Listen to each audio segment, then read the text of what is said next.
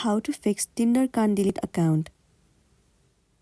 The very first thing you want to make sure that your application Tinder is up to date. If not, what you want to do is head over to your app store. In the search bar, search for Tinder. And then you have to move into this app. Right here, instead of open, if it shows the option of update, then your application is not up to date. And it might be one of the reasons that you are facing this issue. In that case, all you want to do is tap on update and update your app.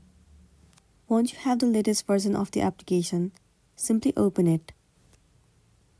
You have to make sure that you are logged into a specific account. Once you have been logged in, the next thing you want to do is head over to settings at the top right corner of the screen.